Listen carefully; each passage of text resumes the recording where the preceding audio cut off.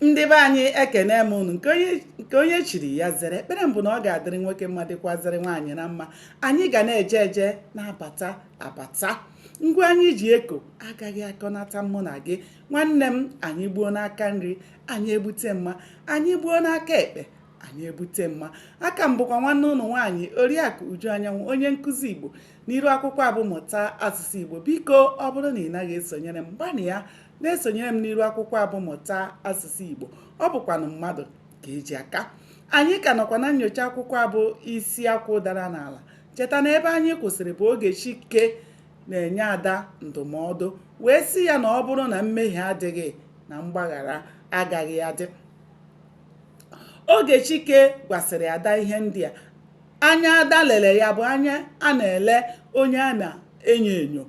Ada wee sị Chike na ọ dị ka ọ chọọla ịrịọ ya ego mere o ji wee bịa na-ahị ya aka n'azụ. Chike wee sị ya, Ada, ị maara na m onwe m nwere ego, na m nwere ego n'ụlọ akụ bekee, nwekwa n'ụlọ akụ obodo anyị. Chike wee gaa n'akpa ya wee weta akwụkwọ o ji etinye ego n'ụlọ akụ wee gosi Ada, si ya na ya nwere ego, kama na ọ bụ otu ihe ji nkịta ọnwụ, na ọ bụrụ na ọgụ bie na ya ga-ewepụta ego ndị a ha eribekwa ya bụ akụ, na ya nwere ya ndidi. Ada wee sị ya, ebe ọ bụ na ị nwere ụdị ego ha otu a ndị n'ime akwụkwọ a, gịnị meziri na tupu ọgụ ebido na iwepụtaghị ego a wee zụọrọ ya bụ Ada ihe ndị dị ya mkpa? Na ihe ya chọrọ bụ na ya na-achọpụta na ya bụ Chike chọrọ ka ya wepụta ego nke a ya nwere ka ha abụọ na-eri, na ọ gaghị eme, na ya agaghị eme ya. Chike wee gwaba Ada okwu na-agwa ya na ọ bụ ihe ya na-agwa ya bụ ya nwee ndidi, na ndị Igbo si na onye nwere ndidi na-eri azụ ukpo. Ọzọ bụkwa na nkịta nwere ndidi na-ata ọkpụkpụ uru dị, na ya nwere ya ndidi na ọgụ a ga-emesịkwa bie.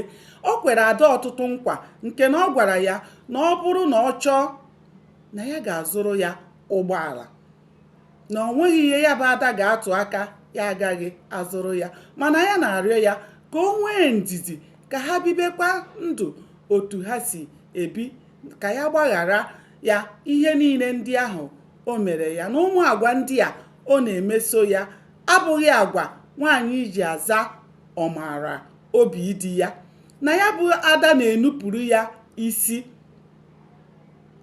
na ọ na-eme akpaso ya ụmụ agwa na-adịghị mma, na ọ na-aga duburu nwoke dubata n'ime ụlọ ya bụ di ya bi, ya na nwoke ahụ a nọrọ n'ihu ya na-ahịrịta onwe ha aka n'azụ, na ọ na-enupụrụ ya isi, na ọ naghị enye ya nri oge ụfọdụ,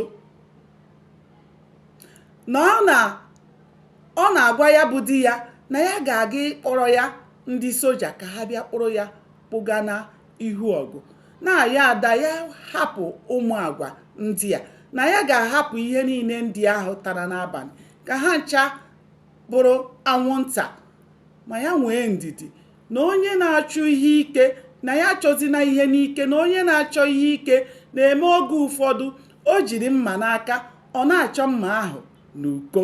Nwanne m, aka m adọbiri ya ebe a ụbọchị nta ka anyị chụọ n'Owere Nchi. Aka m bụkwa nwanne ụlọ nwaanyị Oriakụ Uju Anyanwụ, onye nkụzi Igbo. Biko tụsara m ozi a. Ndewonu, ka o mesịa.